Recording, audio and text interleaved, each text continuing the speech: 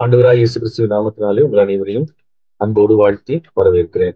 நமக்கு உதவி செய்வாராக. தொடர்ந்து இதை கற்றுக்கொள்ளும்படியாக மத்தேயு எழுதின நற்செய்தியை நம்ம படிக்க இருக்கிறோம். சுவிசேஷ நூல்கள் நமக்கு எல்லாருக்குமே ரொம்ப பரிச்சயமான ஒன்று. நம்ம பல முறை கிறிஸ்தவர்கள் வாசித்திருக்கிற அல்லது நம்ம ஆலயங்களிலும் சபைகளிலும் அதிகமாக கேட்டிருக்கிற பகுதிகள், அதிகமாக நிரம்பி இருக்கிற புஸ்தகங்கள் தான் இந்த நற்செய்தி நூல்கள். பொதுவா இந்த நற்செய்தி நூல்களை நம்ம பார்க்கிற விதம் ஒரு ஒரு கோணத்துல, ஒரு ஆங்கிள், ஒரு பெர்ஸ்பெக்டிவ்ல நம்ம பார்த்துருந்துருக்கிறோம்.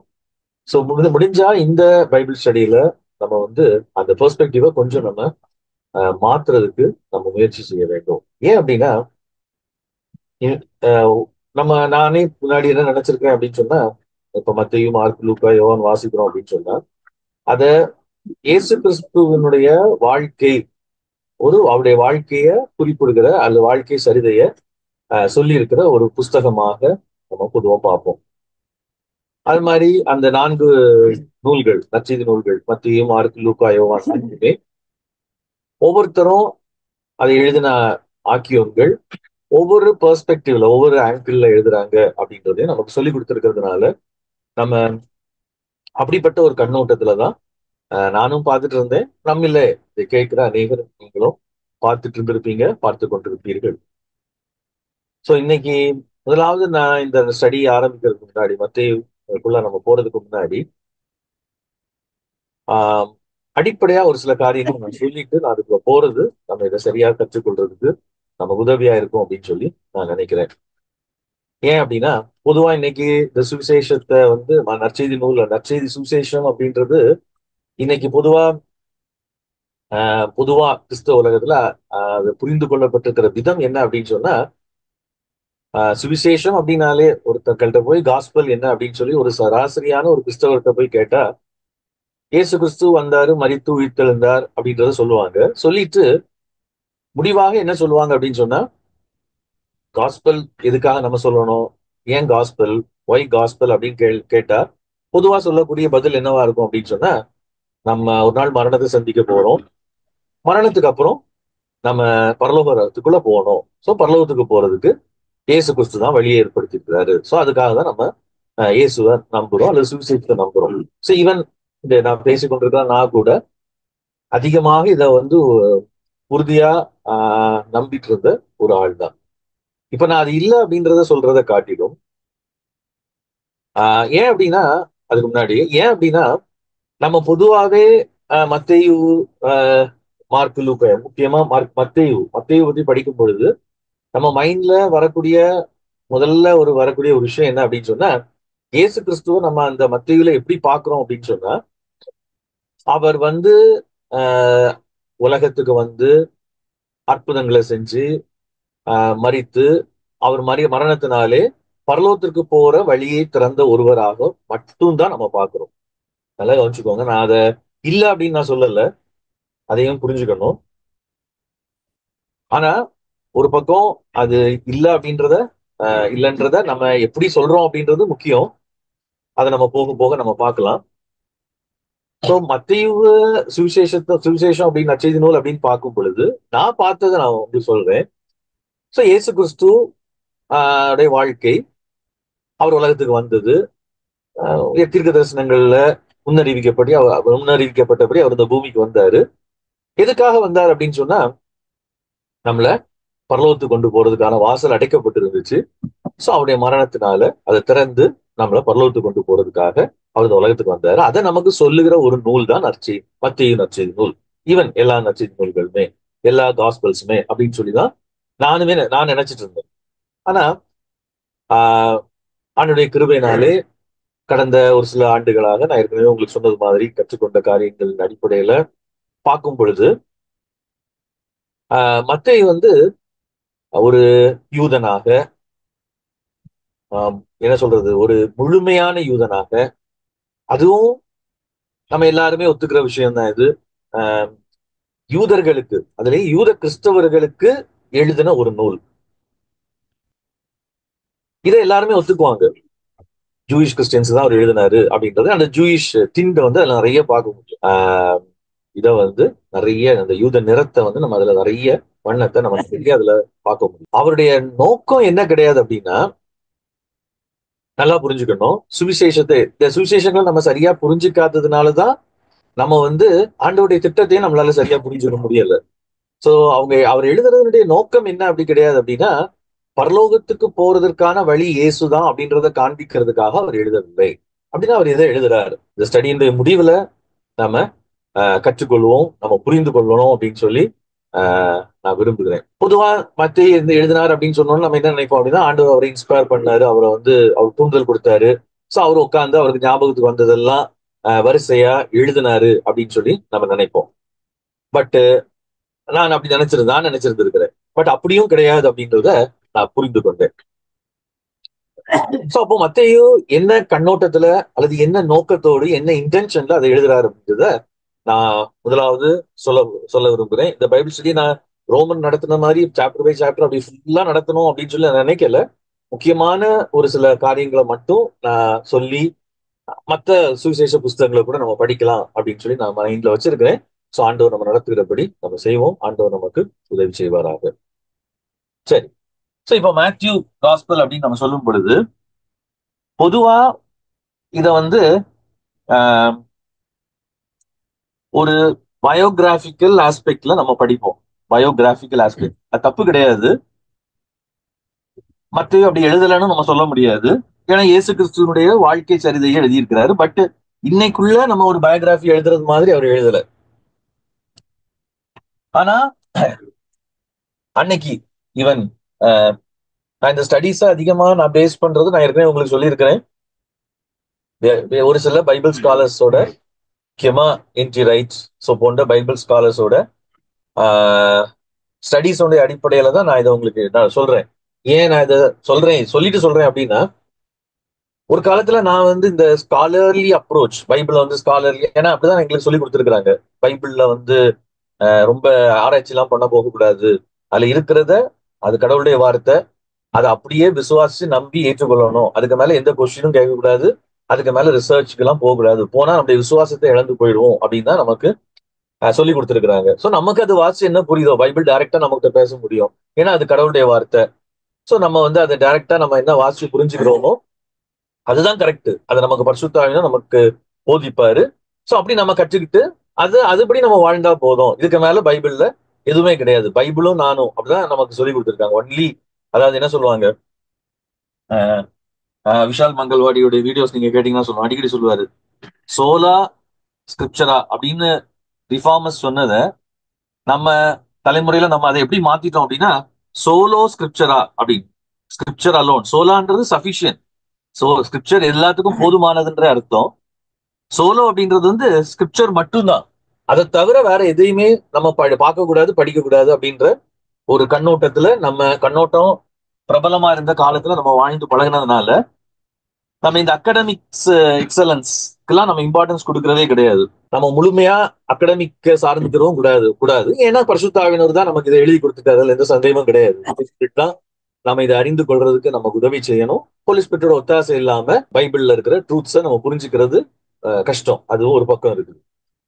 அதே நேரத்துல இந்த பைபிள் எழுதப்பட்ட நபர்கள், அவங்க வாழ்ந்த காலம், அவங்களுடைய கண்ணோட்டம் என்ன அப்படின்றத புரிந்து கொள்ளாமல் நம்ம படிக்கிறதுனால நம்ம நிறைய தவறுகளுக்கு உட்படுறோம், தவறுதான புரிந்து கொள்ளுதலுக்கு உட்படுகிறோம், ராங் அண்டர்ஸ்டாண்டிங்ஸுக்கு உட்படுறோம். அதுவும் நம்மளை ஆபத்தான நிலைமைக்கு கொண்டு போற தவறான புரிந்து கொள்ளுதலுக்கு உட்படுத்தப்படுகிறோம் அப்படின்றது உண்மை அப்படின்றத புரிஞ்சதுனால நான் அதை சொல்றேன். சோ பொதுவா நம்ம என்ன நினைப்போம், ஏதோ மத்தேயு வந்து உட்காந்து ஹோலி ஸ்பிரிட் அவரை இன்ஸ்பயர் பண்றாரு, சோ உடனே வரிசையா உட்காந்து என்ன பண்றாரு, ஜீசஸ் கிரைஸ்ட் லைஃப அவர் வந்து உட்காந்து எழுதுறாரு அப்படின்னு சொல்லி நம்ம நினைப்போம். ஆனா இத கேர்ஃபுல்லா ஸ்டடி பண்ற என்ன பைபிள் ஸ்காலர்ஸ், வேத பண்டிதர்கள், தியாலஜியன்ஸ் என்ன சொல்றாங்க அப்படின்னு சொன்னா, மேத்யூ வந்து அப்படி சும்மா உட்கார்ந்து எழுதல. ஹி கேர்ஃபுல்லி அன்னைக்கு இருந்த சர்ச்சுக்கு இந்த காஸ்பலை பத்தின சரியான அண்டர்ஸ்டாண்டிங் உண்டு பண்ணணும் அப்படின்றதுக்காக அவர் சிஸ்டமேட்டிக்கா அதை எழுதுறாரு அப்படின்னு சொல்லி சொல்றாங்க. சோ ஒண்ணு, அன்னைக்கு கிரீக் வேர்ல்டுல பயோகிராஃபி எழுதுறது ஒரு பிரபலமான ஒரு காரியம். ஸோ ஒரு ஆளை பத்தி, ஈவன் சீசஸை பத்தி, அப்போ ரோமர் சீசஸ், அதே மாதிரி கிரீக்ல இருந்த பெரிய பெரிய பிலாசபர்ஸ், பெரிய பெரிய ஸ்காலர்ஸை பத்தின பயோகிராஃபிலாம் அது ஒரு ஸ்டைல்ல எழுதுவாங்க. இன்னைக்கு இருக்கிற ஸ்டைல் கிடையாது, டோட்டலி டிஃபரெண்ட் ஸ்டைல். பட் இருந்தாலும் எழுதுவாங்க. ஸோ கொஞ்சம் அந்த ஸ்டைல் அவர் ஃபாலோ பண்றாரு. அன்னைக்கு இருந்த கிரீக்கோட, அதாவது அதை என்ன சொல்லுவாங்கன்னா ஹெலனிஸ்டிக் பயோகிராபிக்கல் ஸ்டைல் அப்படின்னு சொல்லி சொல்லுவாங்க. ஸோ கிரீக் வேர்ல்டோட இன்ஃபுளுன்ஸ்ல, அன்னைக்கு ரோமன் உலகமா இருந்தாலும், ரோமன் எம்பையரா இருந்தாலும், கிரீக்கோட இன்ஃபுளுன்ஸ்ல இருந்த வேர்ல்டுனால அது ஹெலனிஸ்டிக் பயோகிராபிக்கல் ஸ்டைல் அப்படின்றது சொல்லுவாங்க. ஸோ அது இருக்குது. ஆனா அதே நேரத்துல பைபிள் ஸ்காலர் சொல்ற இன்னொரு முக்கியமான விஷயம் என்ன அப்படின்னா, இந்த மத்தேயு எழுதும் பொழுது அவரு இன்னொரு ஆஸ்பெக்ட அவர் அதுல ஃபுல்லா கொண்டு வராரு. அதுல ஜூயிஷ் இதை பிளேவரை கலக்கிறதுனால, அந்த யூத அந்த இதை கொண்டு வர்றதுனால ஜூயிஷ் நரேட்டிவ் ஸ்டைல்ல அவர் அதை எழுதுறாரு. இல்லாட்டா ஜூயிஷ் ஸ்டோரி ஸ்டைல்ல அவர் எழுதுறாரு. ஸோ ரெண்டையும் மிக்ஸ் பண்ணி தான் அவர் வந்து மத்தேயுவை எழுதுறாரு. ஒருவேளை இந்த ஜூயிஷ் ஸ்டோரி ஸ்டைல் அப்படின்றது என்ன அப்படின்றது மேபி இந்த பைபிள் ஸ்டடீஸ்ல தொடர்ந்து கலந்து கொண்டிருக்கிறவங்களுக்கு புரியும். யூதர்கள் வந்து தங்களுடைய சரித்திரத்தை they saw it as a story, they saw it as a narrative. அவங்களுடைய சரித்திரத்தை முழுவதையும் எப்படி பார்த்தாங்க, அதை நம்ம திரும்ப திரும்ப பல முறை சொல்லிட்டு தான் இருக்கிறோம். கடவுள் பூமியை உண்டு பண்ணாரு. ஏன்னா பைபிள் அப்படிதான் இருக்குது, பழைய ஏற்பாடு அப்படிதான் இருக்குது. பழைய ஏற்பாட்டுடைய மொத்த அமைப்பும் அந்த நரேட்டிவ் அமைப்புல தான், அந்த ஸ்டோரி அமைப்புல தான் இருக்குது. உண்டு பண்ணாரு பூமிய, பூமி நிலை குலைந்து போனது, அது அது விழுகையினாலே அது பாதிக்கப்பட்டதுனால கடவுள் என்ன பண்றாரு அப்படின்னா, ஆபிரகாம் என்கிற மனிதனை சூஸ் பண்றாரு, இஸ்ரவேல தேசமா உருவாக்குறாரு. இனி ஒரு காலத்துல இஸ்ரவேலை கொண்டு அவர் என்ன பண்ண போறாரு, உலகத்தை சரி செய்ய போறாரு. இதுதான் ஜூயிஷ் ஸ்டோரி ஃப்ரேம் ஒர்க். இதை நான் திரும்பவும் சொல்றேன். அதுல முக்கியமா இருக்கிறது என்ன விஷயங்கள் என்ன அப்படின்னா, அவங்க தேவன் உண்டு பண்ணினார், எல்லாவற்றையும் அழகா படைச்சாரு. பட் ஃபால் அல்லாட்டி என்ன சொல்றது, அந்த அப்நார்மாலிட்டி உள்ள உலகத்துக்குள்ள என்ட்ரி ஆனதுனால உலகம் என்ன ஆயிடுச்சு, அது கடவுளுடைய அந்த பிளானை விட்டு விலகி போயிடுச்சு. அதனால கடவுள் என்ன பண்ணாரு அப்படின்னு சொன்னா, ஆபிரகாமை சூஸ் பண்ணாரு. அந்த ஆபிரகாமுடைய வழியில வந்து இஸ்ரவேல தேசமா உருவாக்குனாரு. எதற்காக அப்படின்னு சொன்னா, திரும்பவும் பூமியை பழைய நிலைமைக்கு கொண்டு வரும். இதுதான் ஜூயிஷ் ஸ்டோரி. இதுல அவங்களுக்கு என்ன சொல்லுவாங்க அப்படின்னா, அவங்க எப்படி அதுல ஃபுல்ஃபில் பண்ண, இப்போ இயேசு கிறிஸ்து காலத்துல வாழ்ந்த, இல்லாட்டா மத்திய காலத்துல வாழ்ந்த யூதர்கள் என்ன சொல்லுவாங்க அப்படின்னா, இதை எப்படி அவங்க ஃபுல்ஃபில் பண்ண முடியாம போச்சுது, எப்படி அதனால அவங்க எக்ஸைல்ல இருக்கிறாங்க, அப்போ திரும்ப அவங்க ஃபுல்ஃபில் பண்றதுக்கு அவங்க என்ன செய்யணும் அப்படின்றதையும் அவங்க டீப்பா ரொம்ப தியாலஜிக்கலி ஸ்கிரிப்சரலி டிஸ்கஸ் பண்ணிட்டு இருந்த ஒரு காலகட்டம் தான் இந்த மத்திய சுவிசேஷத்தை எழுதுகிற காலகட்டம், இல்லாட்டா நம்ம பார்த்துட்டு இருக்கிற இந்த ஃபர்ஸ்ட் செஞ்சுரியோடைய காலகட்டம். சோ இதையும் அவர் மைண்ட்ல வச்சு எழுதுறாரு. சோ வந்து இந்த ரெண்டையும் நம்ம முதலாவது நம்ம நம்ம மைண்ட்ல பதிச்சு வச்சுக்கிட்டோம் அப்படின்னு சொன்னா நம்ம கொஞ்சம் ஈஸியா புரியும். ஸோ திரும்பவும் சொல்றேன். ஸோ பயோகிராபிக்கல் ஸ்டைல் இருக்குது. ஃபார் எக்ஸாம்பிள், ஏன் அந்த பயோகிராபிக்கல் ஸ்டைல் அப்படின்னு சொல்றேன் அப்படின்னா, இயேசு கிறிஸ்துக்கு பிறப்புல இருந்து ஆரம்பிச்சு, பயோகிராஃபினா என்னது, ஒரு ஆளோட பர்த்ல இருந்து அவருடைய டெத் வரைக்கும் சொல்லக்கூடியது. அதான் என்னது பயோகிராபிக்கல் ஸ்டைல். ஒரு ஆளோட வாழ்க்கை சரிதை எழுதுறது அப்படிதான் எழுதுவோம் இல்லையா. அவருடைய வாழ்க்கையில பிறந்தது, வளர்ந்தது, அவருடைய வாழ்க்கையில முக்கியமான சம்பவங்கள், கடைசியா அவருடைய மரணம். ஸோ அந்த ஒரு பேர்டன் அதுல இருக்குது. ஆனா அதே நேரத்துல அதுக்குள்ள மேத்யூ எதை இன்ட்ரோடியூஸ் பண்றாரு அப்படின்னு சொன்னா, இந்த ஜூயிஷ் நரேட்டிவ் ஸ்டைல அல்லது ஜூயிஷ் நரேட்டிவையும் அவர் அதுல இன்க்ளூட் பண்றாரு. ஸோ எப்படின்றத நம்ம கொஞ்சம் கொஞ்சமா பார்க்கலாம். ஏன் இப்படி ஜூயிஷ் நரேட்டிவ், நம்ம பயோகிராபிக்கல் ஸ்டைல்ன்றது நமக்கு தெரியும், ஏற்கனவே நமக்கு நல்லா புரிஞ்சுட்டு நமக்கு தெரிஞ்ச விஷயம் தான். இன்னைக்கு நம்ம பயோகிராபிஸ் நிறைய வாசிக்கிறோம், நிறைய நம்ம எழுதுறத குறிச்சு எல்லாம் கேள்விப்பட்டிருக்கிறோம். ஸோ அதனால அதை பத்தி பெரிய விளக்கம் நமக்கு தேவையில்லை.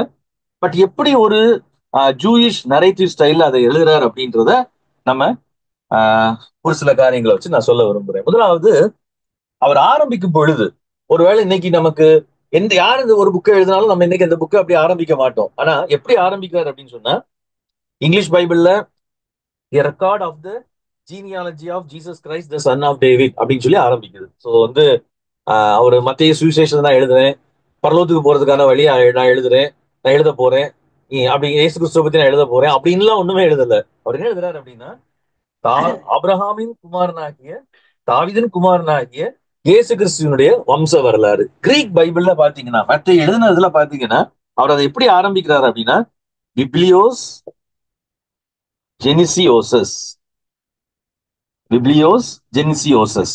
அது first word of the his gospel என்ன அப்படின்னா பிப்ளியஸ் ஜெனிசியோசஸ். இது உங்களுக்கு நமக்கு நல்லாவே தெரியும். ஏன்னா டோராவோட முதலாவது புஸ்தகம் இதுதான். அது பர்ஷித்னு சொல்லுவாங்க. ஆனா கிரீக்ல சொல்ல போனா அது வந்து என்னது, ஜெனிசியோசஸ், the book of Genesis. So அவர் எதை எதை அவரு பேக்ரவுண்ட்ல வச்சிருக்காரு அப்படின்னு சொன்னா, ஒரு யூதருடைய யூதனுடைய அந்த அவங்க அவங்க மைண்ட் அப்படிதான் இருக்கும். அவங்க மைண்ட் அப்படியே தான் திங்க் பண்ணும். எதை திங்க் பண்ணும் அப்படின்னு சொன்னா, நமக்கு இன்னைக்கு அதான் நான் அடிக்கடி சொல்லுவேன் இல்லையா, நம்ம நம்ம கல்ச்சர்ல நம்ம இன்னைக்கு நிறைய விஷயங்கள் நம்மளுக்கு பேக்ரவுண்ட்ல இருக்குது. அதே மாதிரி யூதனுடைய பேக்ரவுண்ட்ல என்ன இருக்கும்னா, நான் இப்ப சொன்னேன் இல்லையா, இந்த ஸ்டோரி லைன், இந்த நரேட்டிவ் ஸ்டைல், இதுதான் அவங்க மைண்ட்ல இருக்கும். ஸோ அதை தான் அவர் என்ன பண்றாரு அப்படின்னு சொன்னா, முதலாவது தன்னுடைய அது பேஸ் பண்ணி தான் அவர் எழுதுறாரு. அந்த ஃப்ரேம் ஒர்க்ல, அந்த அடிப்படையில, அந்த பேக்ரவுண்ட்ல, அந்த பின்னணியில தான் அவர் என்ன செய்யறாரு, எழுதுறாரு. ஸோ அதனாலதான் பிப்ளியோஸ் ஜெனிசியோசஸ் அப்படின்னு சொல்லி அவர் தன்னுடைய இதை வந்து ஆரம்பிக்கிறாரு அப்படின்னா. சோ நான் வந்து அதாவது he's writing a new Genesis. சொல்ல போனா அதுக்கு வாட் டஸ் இட் மீன், அது எதை சொல்ல வருது அப்படின்னு சொன்னா, ஒரு புதிய ஆரம்பத்தை நான் சொல்ல போறேன். அதான் அதுக்கு மீனிங். ஒருவேளை அன்னைக்கு வாசிச்ச அந்த யூதர்களால அதை புரிந்து கொள்ள முடிஞ்சிருக்கும். It's a new beginning. மத்திய முழுசும் பாத்தீங்க அப்படின்னு சொன்னா அந்த நியூ பிகினிங் பத்தி தான் அவர் சொல்லுவாரு. சோ மத்தையோட புக்கோட இன்டென்ஷன், அவருடைய நோக்கம் என்ன அப்படின்னு சொன்னா, எப்பா நீங்கெல்லாம் யூதர்கள் இத்தனை காலங்களாக எதிர்பார்த்திருந்த, சோ அவருடைய நோக்கம் அல்லது அவர் யூதர்களுக்கு எழுதணும்னு அல்லது சொல்லணும்னு சொல்லி விரும்புகிற விஷயம் என்ன அப்படின்னு சொன்னா, நீங்க இவ்வளவு காலமா எதிர்பார்த்திருந்த அந்த அந்த நியூ ஏஜ், அந்த காலம், அந்த யுகம், இல்லாவிட்டால் அந்த மெசியானிக் பீரியட் வந்து ஆரம்பிக்க போகுது அப்படின்றத அவர் சொல்றதுக்கு தான் என்ன பண்றாரு அப்படின்னு சொன்னா, அவருடைய இன்ட்ரோடக்ஷன் பார்ட்லயே அவர் கொண்டு வர்றாரு. ஏன்னா அவங்களுக்கு நல்லாவே தெரியும், கடவுள் முதலாவது படைத்த பூமி மனிதனுடைய பாவத்தினாலே விழுகையினாலே சீர்குலைக்கப்பட்டது. ஆனால் தேவன் தீர்க்கதரிசிகள் மூலமாய் வாக்கு பண்ணி இருக்கிறார், ஏசாயா மூலமாய் அவர் வாக்கு பண்ணி இருக்கிறார், நான் புதிய வானத்தையும் புதிய பூமியும் படைக்கிறேன், நான் புதிய காரியத்தை செய்கிறேன் அப்படின்லாம் அவர் சொல்லி இருக்கிறாரு. So they were expecting for that new beginning. So அதனாலதான் அவர் என்ன ஆரம்பிக்கிறார் அப்படின்னு சொன்னா, அந்த பிப்ளியஸ் ஜெனிசியோசஸ் அப்படின்னு சொல்லி அந்த வேர்டோட ஆரம்பிக்கிறாரு. ஆரம்பிக்கிறது மட்டும் இல்ல, அவரு ஹி பிகின்ஸ் ஃப்ரம் எங்க, அடுத்தது ஒருவேளை நம்ம அதை பார்த்தோம் அப்படின்னா, Jesus Christ the son of David அப்படின்றதுல அவரு ஆரம்பிக்கிறாரு. ஓகே. சோ இப்ப சன் ஆஃப் டேவிட் அப்படின்றதெல்லாம் நமக்கு தெரியும். ஒரு யூதனுக்கு அது ரொம்ப முக்கியமான ஒரு டேர்ம். ஏன் அப்படின்னா, தாவீதின் குமாரன் அப்படின்றது அவங்க வந்து ஆஹ் அன்னைக்கு இருந்த எதிர்பார்ப்புகள்ல ஒண்ணு. தாவீதின் குமாரன் எப்போ வருவார் அப்படின்றது எதிர்பார்ப்புகள் ஒண்ணு. ஆனா உடனடியாக அவர் நேரம் எங்க போறார் அப்படின்னு சொன்னா, இந்த இயேசு கிறிஸ்துவனுடைய ஜீனியாலஜிக்கு அவர் போறாரு. சோ அவருடைய ஜென்ம விவரம், ஜெனிசியோசஸ் அப்படின்ற வேர்டு வந்து ஜீனியாலஜின்றது மீனிங்.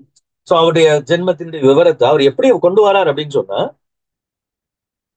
இதுல நம்ம வரிசையா பார்க்க அந்த தலைமுறையெல்லாம் நம்ம பெருசா அதை போட்டு மண்டையை உடைக்க வேண்டிய அவசியம் இல்லை. ஏன் அப்படின்னா 17ஆம் வசனத்துல அவர் சொல்றாரு, thus there were 14 generation in all from Abraham to David, 14 from David to exile to Babylon, and 14 from the exile to the Christ. நல்லா கவனிங்க, இதுலதான் அந்த ஜூயிஷ் ஸ்டோரி லைன் இருக்கு அப்படின்றது நான் திரும்ப திரும்ப சொன்னதுக்கான காரணம் இதுதான்.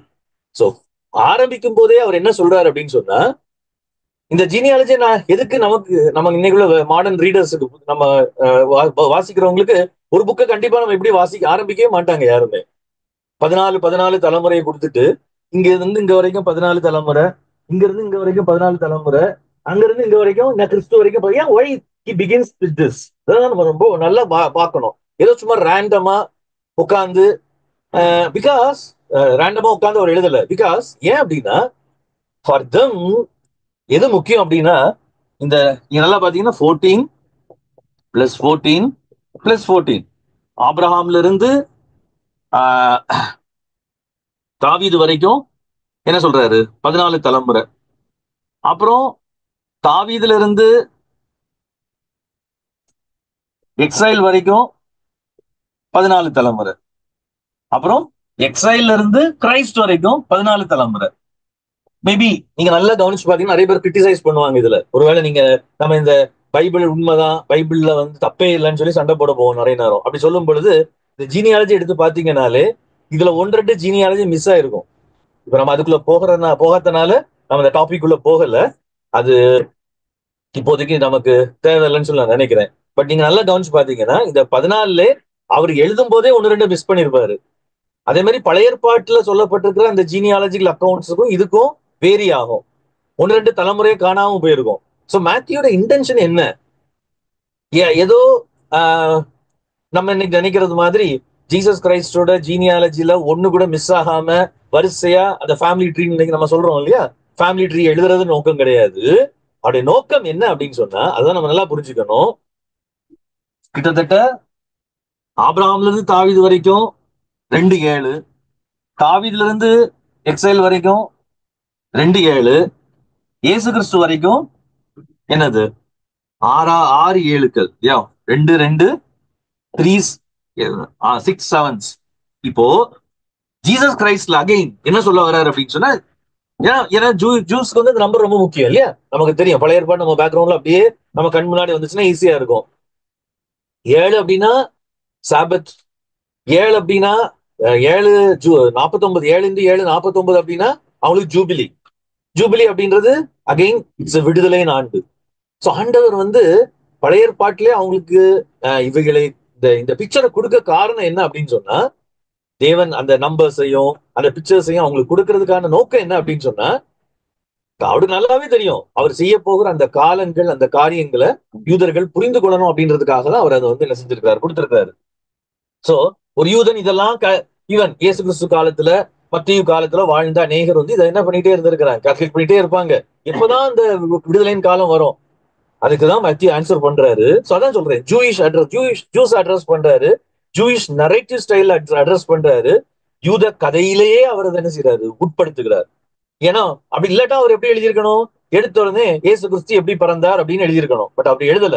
அவர் சொல்றாரு it is now is the time. Now is the time. எதுக்கான டைம்?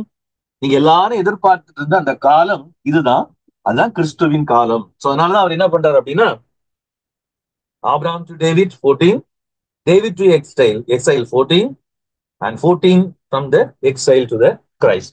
சோ சொல்ல போனா இதுதான் ஜூயிஸ்.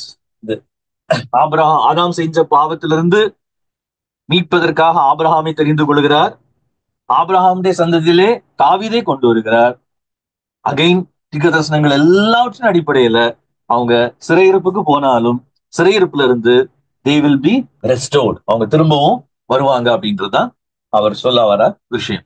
ரெண்டாவது விஷயம், முதலாவது நான் சொல்றேன். ரெண்டாவது இன்னொரு விஷயத்த கூட நம்ம இதுல ஞாபகம் வைக்கணும். என்ன அப்படின்னா, நம்ம ஏன் நான் இப்ப சொல்லிட்டு இருக்கிற விஷயங்கள் எதுக்கு அப்படின்னா, அவர் ரேண்டமா உட்கார்ந்து ஏதோ அவருக்கு மைண்ட்ல தோணுன, அவருக்கு மெமரியில ஞாபகத்துல வந்து ஈவெண்ட்ஸ் எழுதி எழுதல மேத்யூ. அவருக்கு ஜூயிஷ் ஸ்டோரி மைண்ட்ல இருக்குது. அதுல அவர் ஒரு விஷயத்த சொல்ல விரும்புகிறாரு. இயேசு கிறிஸ்துவனுடைய வாழ்க்கையும் அவருடைய மரணமும் உயிர்த்தெழுதலும் ஜஸ்ட் பரலோகத்துக்கு போறதுக்கான வழி அப்படின்றத மட்டும் சொல்ல அவர் விரும்பல. அப்படின்றத அவர் சொல்லவே இல்லை சொல்ல போனா. ஆனா அவர் எதை சொல்றாரு அப்படின்னு சொன்னா, the new beginning that you have been expecting for என்னது long time, அதனால நீங்க எதிர்பார்த்துட்டு இருந்த அந்த புதிய ஆரம்பம் வந்து விட்டது. சபைக்கு அதான் சொல்ல விரும்புறாரு. அது இயேசு கிறிஸ்துவிலே வந்து விட்டது. எக்ஸைல்ல இருந்து கிரைஸ்ட் வரைக்கும் 14 தலைமுறைகள் அப்படின்னு சொல்லிட்டு, அப்போ ஏன் இதை சர்ச்சைக்கு எழுதுறாரு? அவருடைய இன்டென்ஷனுடைய பெரிய இன்டென்ஷன் பைபிள் ஸ்காலர்ஸ் என்ன சொல்றாங்க அப்படின்னா, நிறைய நேரம் நம்ம என்ன நினைப்போம் அப்படின்னா, நம்ம எப்படி வாழ்க்கையில அற்புதத்தை பெற்றுக்கொள்றது, இயேசு கிறிஸ்துக்கு அற்புதங்களை நம்ம படிச்சோம்னா நமக்கு என்ன கிடைக்கும், அவர் எப்படி அற்புதம் பண்ணாரோ அவர்கிட்ட எப்படி விசுவாசிச்சு போனாங்க, அதுல இருந்து நம்ம அவர் அந்த சீக்ரெட்ஸ் ஃபார் என்னது மிராக்களை நம்ம பெற்றுக்கொள்ளலாம் அப்படின்னு சொல்லி நினைக்கிறாங்க. பட் மேத்யூட இன்டென்ஷன் அது கிடையாது. அதுல அவருடைய ஆரம்பத்திலே நமக்கு தெரியுது. அப்ப மேத்யூட இன்டென்ஷன் என்ன அப்படின்னா, அவருடைய புக்கை நிறைய பேர் கோட் பண்ற பவுலர் அப்படின்ற ஒரு தியாலஜியன் எப்படி சொல்றாரு அப்படின்னா, நிறைய பேர் நிறைய சொல்லுவாங்க மேத்யூட புக் எப்படி எழுதியிருக்கலாம் அப்படி எழுதியிருக்கலாம் அப்படின்னு சொல்லி. பட் இந்த பவுலர் அப்படின்ற தியாலஜின் என்ன சொல்றாரு அப்படின்னு சொன்னா, மேத்யூட புக்க அவர் எப்படி அமைக்கிறார் அப்படின்னு சொன்னா, இயேசு கிறிஸ்துவனுடைய 5 முக்கியமான டீச்சிங்ஸ அவர் 5 பகுதிகளாக சொல்றாரு. 5 blocks of teachings. 5 blocks of teachings அப்படின்னா அவர் என்ன பண்றாரு அப்படின்னா, மொத்த அவருடைய டீச்சிங்ஸ அவரு அங்கங்கேயே அவர் நிறைய பேசியிருக்கிறாரு. ஸோ அதனால நமக்கு நிறைய குழப்பம் வரும். பொதுவா பயோகிராஃபினா என்ன எழுதணும்? கிரானாலஜிக்கலா எழுதணும். இப்ப காந்திஜியின் சரிதை, இல்லாட்ட ஒரு மிஷினரி பயோகிராஃபி அப்படின்னா அவர் இந்த இடத்துல கிளம்பி போனாரு, ஒவ்வொரு வருஷமா நடந்துச்சு. ஆனா மேத்யூ அப்படியா? மேத்யூ மட்டும் இல்ல, எந்த காஸ்பல் ரைட்டருமே இயேசு கிறிஸ்துவனுடைய வாழ்க்கையை வந்து கிரானாலஜிக்கலா சீக்வன்ஸ் பண்ணல. நல்லா தெரிஞ்சுக்கோங்க. அவருடைய வாழ்க்கையில் நடந்த ஈவெண்ட்ஸை வருஷப்படுத்தி எழுதல. அப்கோர்ஸ் அது அங்கங்கே வந்திருக்குது. பட் இருந்தாலும் நல்லா கவனிச்சு பாத்தீங்கன்னா, அதனாலதான் 4 காஸ்பல்லையும், முக்கியமா சினாப்டிக் காஸ்பல்ஸ் சொல்லக்கூடிய அந்த 3 காஸ்பல்லையுமே நிறைய டிஃபரன்சஸ் வரும். காரணம் என்ன அப்படின்னா, அவங்க இன்டென்ஷன் என்ன கிடையாது. இன்னைக்கு நம்ம யோசிக்கிற ஒரு பயோகிராபிக்கல் ஸ்டைல்ல அந்த இயேசு கிறிஸ்துடைய வாழ்க்கையை எழுதுறது அவங்களுடைய இன்டென்ஷனே கிடையாது. சோ அதனாலதான் அவங்க என்ன பண்றாங்க அப்படின்னா, முக்கியமா அவருடைய 5 டீச்சிங்ஸ் அவர் என்ன பண்றாரு, ஃபோக்கஸ் பண்றாங்க, ஃபோக்கஸ் பண்றாரு. சோ என்ன டீச்சிங்ஸ் பாத்தீங்கன்னா, இதை எப்படி சொல்றோம் அப்படின்னா, எஸ்பெஷலி பவுலர் இதை எப்படி சொல்றாரு அப்படின்னு சொன்னா, மத்தேயு 7ஆம் அதிகாரம் 28ஆம் வசனம். இது நமக்கு தெரியும். இதுல ஒரு பிளாக் ஆஃப் டீச்சிங் முடியுது. மத்தேயு 5ஆம் அதிகாரத்துல இருந்து 7ஆம் வசனம் 7ஆம் அதிகாரம் வரைக்கும் நமக்கு தெரியும் மலை பிரசங்கம்ன்ற ஒரு பெரிய டீச்சிங். இது முடியும் பொழுது அவர் அதை எப்படி முடிக்கிறார் அப்படின்னு சொன்னா, when Jesus has finished saying these things, Matthew 7:28ல பாத்தீங்கன்னா தெரியும். அடுத்தது மத்தேயு 10ஆவது அதிகாரம் 1ஆம் வசனத்துல இருந்து 40ஆம் வசனம் வரைக்கும் அடுத்த பிளாக் ஆஃப் டீச்சிங். இது முடியும் பொழுது அடுத்து எங்க என்ன வருது அப்படின்னா, 11ஆம் அதிகாரம் 1ஆம் வசனத்துல பாத்தீங்கன்னா, after Jesus had finished instructing his 12 disciples. So இது அகைன் அடுத்த பிளாக். ஃபர்ஸ்ட்ல பார்த்தோம் 7ஆம் அதிகாரம் 28ஆம் வசனத்துல என்ன பார்த்தோம், when Jesus had finished saying these things. இதை சொல்லி முடிச்ச உடனே இங்க என்ன வருது, after Jesus had finished instructing his 12 disciples. இது அடுத்த பிளாக் ஆஃப் டீச்சிங். அடுத்தது பாத்தீங்கன்னா 13ஆம் அதிகாரம் நமக்கு தெரியும், அது ஃபுல்லா ஓமைகளால நிரம்பினது. சோ அடுத்து அதை ஃபுல்லா அவர் அதுல வரிசைப்படுத்திட்டு 13ஆம் அதிகாரம் 53ஆம் வசனத்தை பாத்தீங்கன்னா 1ல இருந்து 53 வரைக்கும் நீங்க போட்டுக்கலாம். 53ஆம் வசனம் 13ஆம் அதிகாரம் 53ஆம் வசனத்துல பாத்தீங்கன்னா, when Jesus had finished these parables he moved on from. So இது ஒரு பிளாக்ல கொண்டு வர்றாரு. சோ முதல்ல டீச்சிங்ஸ், அடுத்தது இன்ஸ்ட்ரக்டிங் his disciples, அடுத்தது parables when Jesus has finished this parables. அடுத்தது பாத்தீங்க அப்படின்னு சொன்னா நான்காவது இது மத்தேயு 18ஆம் அதிகாரம். அது கிட்டத்தட்ட அது ஃபுல்லா எடுத்துக்கலாம். மத்தேயு 18ஆம் அதிகாரம் 1ஆம் வசனத்துல இருந்து 35ஆம் வசனம் வரைக்கும் அடுத்த பிளாக் ஆஃப் டீச்சிங். அது முடிஞ்ச உடனே 19ஆம் அதிகாரம் 1ஆம் வசனத்தை வாசிச்சு பாத்தீங்கன்னா, then Jesus had finished saying these things. இவைகளை சொல்லி முடித்த உடனே மத்தேயு 19ஆம் அதிகாரம் 1ஆம் வசனம். சோ தீஸ் திங்ஸ் காமனா சொல்றாரு. அங்க டீச்சிங், அடுத்தது இன்ஸ்ட்ரக்ஷன், அடுத்தது பேரபிள், அடுத்தது தீஸ் திங்ஸ். நான் தமிழ் இங்கிலீஷ்ல இருக்கிறது அப்படியே சொல்றேன். இதுக்கு விளக்கங்களை நம்ம வரக்கூடிய நாட்கள்ல நம்ம ஆண்டு சித்தமான நம்ம பார்க்கலாம். கடைசியா நான் ஏற்கனவே போன 2 வாரமா நான் பைபிள் ஸ்டடியில சொன்னது மாதிரி, அது பெரிய பிளாக். எப்படி மத்திய 5-7 ரொம்ப பெருசோ, அது 3 அதிகாரங்கள் அடக்கிறது. மற்றதெல்லாம் ஒரு அதிகாரம், ஆனா நிறைய வேர்சஸ் வரும்.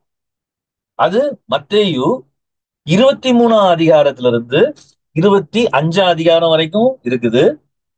மத்தேயு 23ஆம் அதிகாரத்துல இருந்து 25ஆம் அதிகாரம் வரைக்கும் இருக்குது. 26ஆம் அதிகாரம் 1ஆம் வசனத்தை பாத்தீங்கன்னா, when Jesus had finished saying all these things said to his disciples. Again said these things. So மொத்தத்துல மேத்யூ புக்க நீங்க நல்ல ஸ்காலர்ஸ் என்ன சொல்றாங்க அப்படின்னா, very systematically he has designed the teachings of Jesus Christ into 5 blocks. 5 பெரும் பகுதிகளாக பிரிச்சிருக்கிறாரு. எதுக்காக? பிகாஸ் இதுல ஸ்காலர்ஸோட பிகாஸ் நமக்கு தெரியும், நமக்கு இப்ப நான் சொன்னதுல உங்களுக்கு புரிஞ்சிடும். ஜூயிஷ் கான்டெக்ட்ல இந்த 5 அவங்களுக்கு ரொம்ப முக்கியம். ஏன்னா பென்டாட்வர்க். இப்ப என்ன சொல்றாரு, ஒரு பென்டாட்வர்க் 5 books ஆஃப் த பைபிள் இல்லையா, டோரா.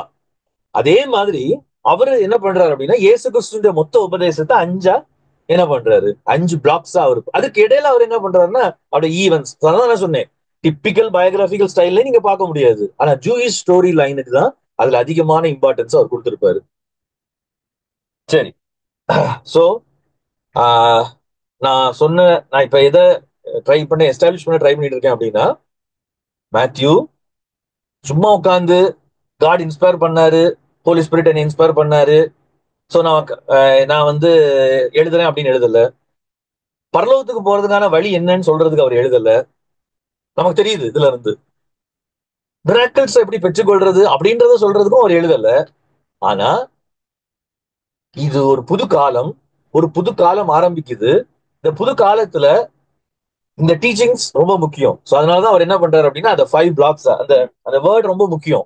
ஆஃப்டர் ஜீசஸ், அதுக்கப்புறம் கொஞ்சம் இன்சிடென்ட்ஸ் அவர் சொல்லுவாரு, சில டிபேட்ஸ் சொல்லுவாரு, சில டிஸ்கஷன் சொல்லுவாரு. ஆனா அதுலயுமே எல்லாத்துக்கும் மீனிங் இருக்கும் ஜூயிஷ் கான்டெக்ட்ல. சோ அகைன் அண்ட் அகைன் நம்ம பார்த்தோம் அப்படின்னா, ஒரு ஜூயிஷ் கான்டெக்ட்ல ஒரு யூதன் எதிர்பார்த்து கொண்டிருந்த அவனுடைய எக்ஸ்பெக்டேஷன் எல்லாம் என்ன அப்படின்னா, அந்த ராஜ்யம் எப்போ வரும், எப்ப ராஜ்யம் எனக்கு கிடைக்கும், எப்ப நான் வந்து ஆஹ், எங்களுக்கு வந்து விடுதலை கிடைக்கும் அப்படின்னு எதிர்பார்த்துட்டு இருந்த அந்த காலத்தை வந்துட்டுது. இட் ஹாஸ் பிகன், அது ஆரம்பித்து விட்டது என்று சொல்லுவதுதான் மத்தேயுனுடைய செய்தி, இன்டென்ஷன். சோ அந்த இன்டென்ஷனை நம்ம சரியா புரிஞ்சுக்கிறது ரொம்ப முக்கியம். சரி, இப்போ நம்ம இந்த 5 பிளாக்ஸ் ஆஃப் டீச்சிங்ஸ்க்கு நம்ம பிறகு வரலாம். இப்போ அப்ப அவருடைய நோக்கம், வாட் இஸ் இஸ் இன்டென்ஷன் அப்படின்னு நம்ம பார்த்தோம் அப்படின்னா, என்ன இல்லைன்றதை நம்ம பார்த்துட்டோம். பரலோகத்துக்கு போறதுக்கு வழி இயேசுதான் சொல்றதுக்காக இல்ல. அப்கோர்ஸ் நான் இப்படி திரும்ப திரும்ப சொல்றதுனால நீங்க என்ன நினைக்க கூடாது அப்படின்னா, இவர் வந்து இயேசு பரலோகத்துக்கு போறதுக்கு வழி இல்லைன்னு சொல்றாரு அப்படின்னு அர்த்தம் கிடையாது. ஒரே வழி பரலோகத்துக்கு போறதுக்கு மட்டும் இல்ல, ஃபார் எவ்ரி திங். இந்த உலகத்துல மனுஷன் வாழ்றதுக்கு ஒரே வழி ஜீசஸ் கிரைஸ்ட் மட்டும்தான். எந்த தேசமானாலும், எந்த இனமானாலும், எந்த சமுதாயமானாலும் இயேசு கிறிஸ்துவனுடைய டீச்சிங்ஸுக்கு பின்பற்றாத பட்சத்துல அது அழிந்து போகும், அது மறைந்து போகும். சோ நல்லா கவனிங்க.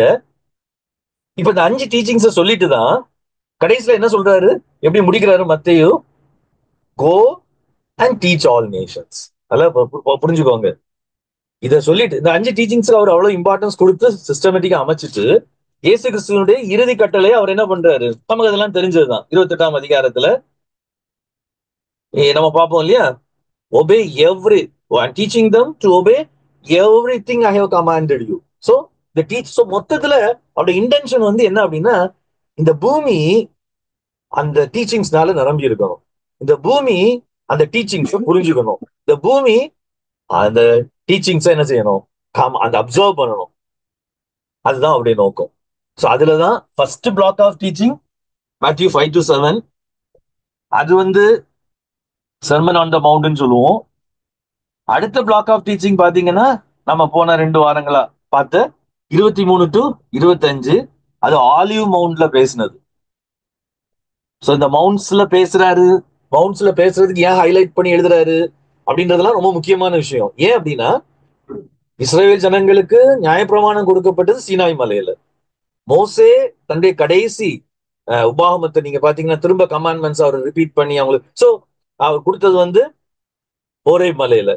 சோ இந்த மலை வந்து ரொம்ப முக்கியமான விஷயம். ஏன் முக்கியமானது அப்படின்னா, கடவுள் வந்து அவங்களுடைய சரித்திரத்துல ஆஹ் ஆஹ் கடவுளுடைய சரித்திரத்துல மலைக்கு கொஞ்சம் இம்பார்ட்டன்ஸ் கொடுத்திருக்காரு. உள்ள நம்ம இப்ப அதுக்குள்ள போனோம்னா ரொம்ப டிவேட் ஆயிருவோம். ஆஹ் ஏன் அப்படின்னா, மவுண்ட் அப்படின்றது அன்னைக்கு ஏன்ஷியன்ட் வேர்ல்ட்ல அந்த மவுண்ட் பத்தி சொன்னனால நான் சொல்றேன். ஏன்ஷியன்ட் வேர்ல்ட்ல, பழைய உலகத்துல, அல்லாவிட்டால் என்ன சொல்றது, அந்த மிடில் ஈஸ்ட், மத்திய கிழக்கு நாடுகள்ல அன்னைக்கு இருந்த உலகத்துல அது முக்கியமான. ஏன் அப்படின்னா, மவுண்ட வந்து அவங்க எப்படி பார்த்தாங்க அப்படின்னா, it is a place where heaven and earth unites. So வானமும் பூமியும் சந்திக்கிற இடம் என்னன்னு பார்த்தாங்க அப்படின்னா, மலையாக பார்த்தாங்க. அதனாலதான் மோசே இங்க யுத்தம் நடந்துச்சுன்னா நேரா எங்க போயிருவாரு, மலைக்கு மேலே ஏறி உட்கார்ந்துருவாரு. எதுக்காக அப்படின்னு சொன்னா, ஆண்டவர் மலைக்கு மேல அவரை கூப்பிட்டாரு. ஏன் அவருக்கு சீனாய் கற்பனைகளை கீழே கொண்டு போய் கொடுக்க தெரியாதா, ஏன் நீ மலைக்கு மேல ஏறிவான்னு சொல்லணும். பிகாஸ் அது அன்னைக்குள்ள பீப்புளுக்கு அது என்ன அப்படின்னு சொன்னா, it is the place where.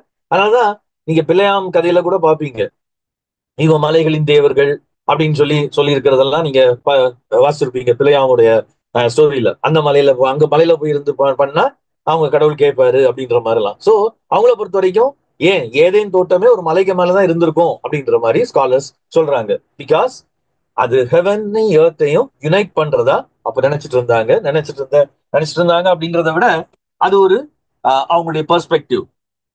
Okay, so இப்ப நம்ம அதுக்குள்ள டீப்பா போகல. சோ இந்த ரெண்டு மலைகள்ல உள்ள பிரசங்கங்களுக்கும் அல்லது அவருடைய சொற்பொழிவுகளுக்கு அல்லது அவருடைய டீச்சிங்ஸுக்கும் நடுவுல தான் மற்ற 3 டீச்சிங்ஸையும் அவர் ஃபிக்ஸ் பண்றாரு. சோ அந்த டீச்சிங்ஸை தான் அவர் என்ன செய்யுது, இந்த டீச்சிங்ஸ் ஹைலைட் பண்ணார்ல, இதை தான் அவர் என்ன பண்றாரு அப்படின்னா நேஷன்ஸுக்கு எல்லாம் கொண்டு போய் இதான் என்ன பண்ணுங்க, கமாண்ட் பண்ணுங்க, அவங்க ஒபே பண்ணியே ஆகணும். நம்ம நினைக்கிறோம் டீச்சிங்ஸ் கிறிஸ்டியன்ஸாக நமக்கு மட்டும்தான், அப்படிதானே? நமக்கு என்னது, நம்ம இன்னைக்கு அவ்வளவு தூரம் கிறிஸ்டியன்ஸ் என்ன ஆயிட்டோம் அப்படின்னு சொன்னா ரொம்ப, ஏன்னா நமக்கு நம்ம நம்ம பரலோகத்துக்கு போகணும், நம்ம வருகையில போகணும், இதே மைண்ட் செட்ல நம்மள சொன்னனால நம்ம என்ன நினைக்கிறோம் அப்படின்னா நம்ம இதை ஃபாலோ பண்ணணும் அப்படின்றத நம்முடைய மைண்டா இருக்குது. ஆனா ஆண்டோடைய எதிர்பார்ப்பு என்ன அப்படின்னு சொன்னா இந்த வேர்ல்டே அதை ஃபாலோ பண்ணணும். அதை ஃபாலோ பண்ண வைக்கிறது தான் யாருடைய வேலை அப்படின்னு சொன்னா அவருடைய பிள்ளைகளாகி நம்முடைய வேலை. ஸோ அதனாலதான் நம்ம இன்னைக்கு பார்த்துட்டு இருக்கிற நம்ம பெர்ஸ்பெக்டிவ்ல சரித்திரத்தை நம்ம பார்த்துட்டு இருக்கிற விதத்துல பாத்தீங்க அப்படின்னு சொன்னா இந்த டீச்சிங்ஸ் எல்லாமே Christian teachings, biblical teachings, especially இந்த ஜுடேயா கிறிஸ்டியன் பிப்ளிக்கல் வியூ எவ்வளவு தூரம் உலகத்தை இன்ஃபுளுன்ஸ் பண்ணியிருக்குது, இம்பாக்ட் பண்ணி. ஒரு ஏத்திஸ்டா இருக்கலாம், அவன் ஹிந்துவா இருக்கலாம், எந்த ரிலிஜியனை சேர்ந்தவங்களாவும் இருக்கலாம், but most of them are living in this modern world according to the என்னது பிப்ளிக்கல் வியூ. அதுதான் உண்மை அப்படின்றத நம்ம பார்த்துட்டு இருக்கிறோம். சரி, இப்போ what is is intention teachings okay உலகம் ஃபுல்லா சொல்லணும் அப்படின்றதோட அவர் சொல்றாரு அப்படின்றத பார்த்தோம். மொத்தத்துல அவர் சொல்ல விரும்புகிற முக்கியமான அல்லது சொல்ல வர்ற முக்கியமான ஒரு விஷயம் என்ன அப்படின்னா அத ஸ்காலர்ஸ் ஹைலைட் பண்ணி காமிக்கிறாங்க. எது அப்படின்னு சொன்னா மத்திய 1 அதிகாரத்துல நம்ம அந்த வெர்ஜின் பர்த் அதுக்கெல்லாம் அதுக்கு பிறகு வரலாம். இயேசு கிறிஸ்துவனுடைய பிறப்பை அறிவிக்கும் பொழுது அதை எப்படி சொல்றாங்க அப்படின்னு சொன்னா மத்திய 1 அதிகாரம் 21 வசனம், மத்திய 1 அதிகாரம் 21 வசனங்கள் என்ன சொல்லியிருக்கு அப்படின்னு சொன்னா அங்க மத்திய யோசேப்புக்கு ஒரு தரிசனம். ஏன் இதெல்லாம் ஒரு பண்றாரு? அவர் பிறந்ததுல முக்கியமானது இதை சொல்ல வர விரும்புற விஷயம் என்ன அப்படின்னு சொன்னா 1 அதிகாரம் 21 வசனத்துல அவருடைய பிறப்புல முக்கியமா அவர் சொல்ல விரும்புற விஷயம் என்ன அப்படின்னா அவள் ஒரு குமாரனை பெறுவாள், அவருக்கு இயேசு என்று பெயரிடுவாயாக, ஏனெனில் அவர் தமது ஜனங்களின் பாவங்களை நீக்கி அவர்களை ரட்சிப்பார் என்றான். பொதுவா இந்த வேர்ஸ நீங்க தனியா எடுத்து பாத்தீங்கன்னு வச்சுக்கோங்களேன். தனியா எடுத்து பாத்தீங்கன்னா இயேசு எதுக்கு வந்தாரு? நம்ம நம்ம நம்ம இன்னைக்கு இருக்கிற தியாலஜி படி சின்ல இருந்து விடுவிக்கிறதுக்கு. ஏன் சின்ல இருந்து விடுவிக்கணும்? ஏன்னா சின்ன பண்ணா நம்ம டெத் உண்டு பண்ணும். அந்த டெத்துனா என்னது? நம்ம செத்ததுக்கு அப்புறம் ஆஃப்டர் வி டை நம்ம எங்க போவோம்? ஹெல்லுக்கு போவோம். இப்படின்னா நம்ம எடுத்துட்டு போவோம். ஆனா மற்ற இங்க தமது ஜனத்தின் பாவங்களை நீக்கி அவளை ரட்சிப்பாருன்னு சொல்றது வாட் இஸ் இட்ஸ் மீனிங்? ஜூஸுக்கு சொல்றாரு, என்ன சொல்றாரு அப்படின்னா தேவர் என்ன ரொம்ப கிளியரா சொல்லியிருக்கு, தமது ஜனத்தின் பாவங்களை நீக்கி. இது யாருடைய பாவம் கிடையாது. அப்கோர்ஸ் உலகத்தின் பாவத்தை அவர் சுமந்து தீர்க்கிறாருன்றத யோவான் சொல்றாரு. ரைட்டர் டு ஜூயிஷ் கிறிஸ்டியன்ஸ் அவர் என்ன சொல்றாரு அப்படின்னு சொன்னா எப்பா உங்க பாவம் நீங்கிறதுக்காக நீங்க காத்துட்டு இருக்கிறீங்க. என்ன பாவம்? அந்த சின் தான் என்னது அப்படின்னா it is the sin of failure to fulfil the plan of God. நல்லா புரிஞ்சுக்கோங்க.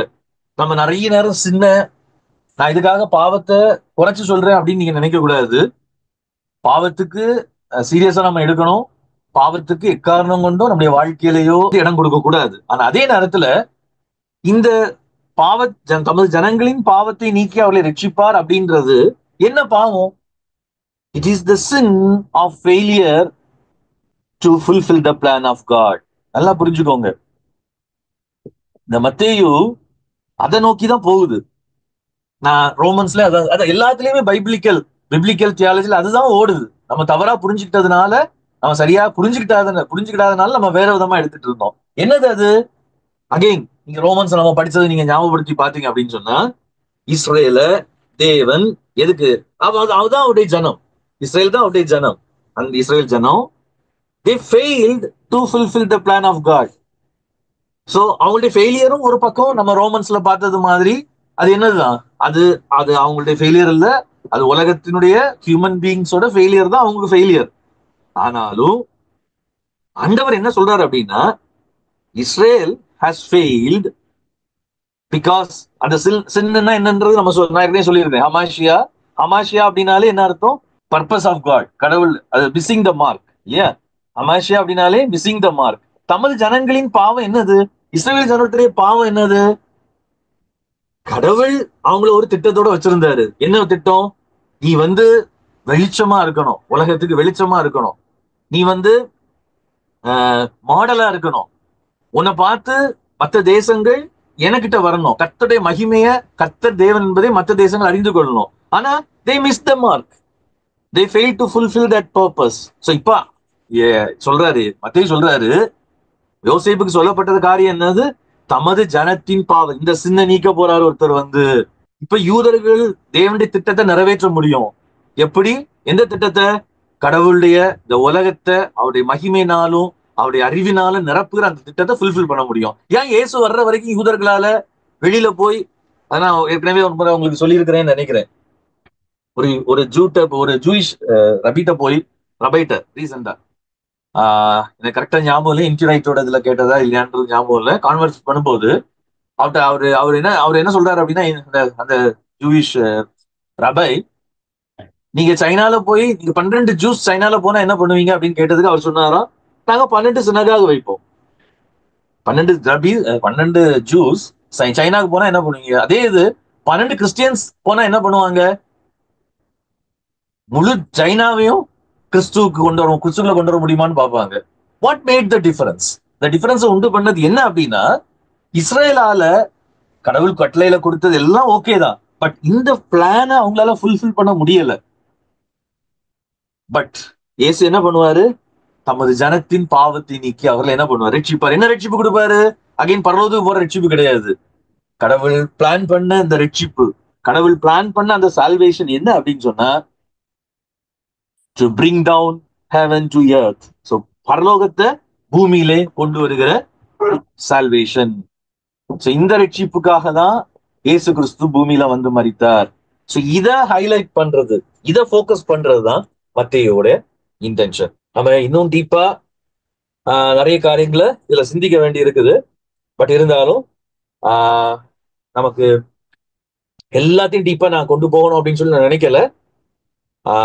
ஏன் அப்படி நினைக்கல அப்படின்னா, ஒருவேளை நம்ம ஒரு பக்கம் வி நீட் சம் கைடன்ஸ். என்ன கைடன்ஸ் அப்படின்னா, எதை எப்படி படிக்கணும் அப்படின்னு அந்த பேக்ரவுண்டோட கைடன்ஸ் நமக்கு தேவை. இன்னொரு பக்கம் நான் திரும்பவும் சொல்ல விரும்புகிறேன், இந்த பைபிள் ஸ்டடியில இம்பார்ட்டன்ட் என்ன அப்படின்னு சொன்னா, ஒரு பக்கம் நம்ம பைபிளா தவறா புரிந்து கொள்ளக்கூடாது, ஆனா சரியான ஃப்ரேம் ஒர்க்ல நம்ம பர்சனலா செல்ஃப் ஸ்டடி பண்றது ரொம்ப அவசியம். ஸோ அதனால உங்களால முடிஞ்ச அளவுக்கு நான் இன்னைக்கு சொன்ன இந்த ஆஸ்பெக்ட்ல நீங்க மத்தேயு படிச்சீங்க அப்படின்னு சொன்னா ஒரு தடவை வாட்சி பாருங்க. ஒரு வாரம் இருக்குது, டெஃபினட்டா நான் சொல்றேன், நான் சொன்ன அநேக காரியங்கள் அந்த மத்தேயுல அப்படியே ஓடிட்டே இருக்கிறது தெரியும். இன்ட்ரோடக்ஷன்ல ஆரம்பிக்கிறது, ஒவ்வொரு ஈவென்ட்லயும் ஆண்டவர் இதுதான் அங்க எஸ்டாப்ளிஷ் பண்ணிட்டு கொண்டு போயிட்டே இருப்பாரு. சோ அதை குறித்து நம்ம வரக்கூடிய நாட்கள்ல பார்க்கலாம். ஜோமனி முடிப்போம். நல்ல ஆண்டவரே நன்றி செலுத்துகிறோம். இந்த சமூகத்திலே நாங்கள் ஆண்டவரே மத்திய எழுதின இந்த நூலை நாங்கள் படிக்க ஆரம்பித்திருக்கிறோம். கர்த்தாவே, கிட்டத்தட்ட 2000 வருஷத்துக்கு முன்னாடி ஒரு ஆண்டவரே டாக்ஸ் கலெக்டரா இருந்த அந்த மனிதனை நீர் சந்தித்து முழு உலகத்திற்கும் உங்களுடைய திட்டம் என்ன என்று சொல்லக்கூடிய ஒரு நற்செய்தியை எழுதக்கூடிய ஒரு மனிதனாக நீர் மாற்றின தயவுக்காய் நன்றி செலுத்துகிறோம். இன்றைக்கு 2000 வருஷத்துக்கு பிறகு நாங்க அதை படிக்கிறோம். உண்மை குறித்து, உடைய குமாரனை குறித்து, இயேசு கிறிஸ்துவை குறித்தும், உடைய தேவனுடைய பெரிதான திட்டம் என்ன என்பதை அறிந்து கொள்வதற்கு எங்களுக்கு அது உதவி செய்கிறது. அதற்காக நாங்கள் உண்மை ஸ்தோத்திரிக்கிறோம். அந்த திட்டத்தை நாங்கள் புரிந்து கொண்டு, ஆண்டவரே, ஏதோ எங்களை பொறுத்த வரைக்கும் திட்டத்தை அறிந்து கொள்றது முக்கியம் இல்ல ஆண்டவரே, அந்த திட்டத்துல நாங்கள் இணைந்து கொள்வது மிக முக்கியம். அதற்காக தான் மத்திய இதை எழுதியிருக்கிறாரு. அதற்காக தான் இந்த வேதம் எங்கள் கையிலே கொடுக்கப்பட்டிருக்கிறது. அதை நாங்கள் புரிந்து கொண்டவர்களாய் உடைய இந்த பெரிய திட்டத்திலே, பூமியை கர்த்தரை அறிகிற அறிவினால் நிரப்புகிற திட்டத்திலே உடைய சித்தம் பூமியிலே பரலோகத்திலே செய்யப்படுவது போல செய்யப்பட வேண்டும் என்கிற உடைய திட்டத்தை, இந்த ராஜ்யம் இந்த பூமியிலே வர வேண்டும் என்கிற உடைய திட்டத்தை நாங்கள் ஆண்டவரே செயல்படுத்துகிற அந்த திட்டத்திலே எங்களை இணைத்துக் கொள்ள நீர் எங்களுக்கு கிருபை தாரும்.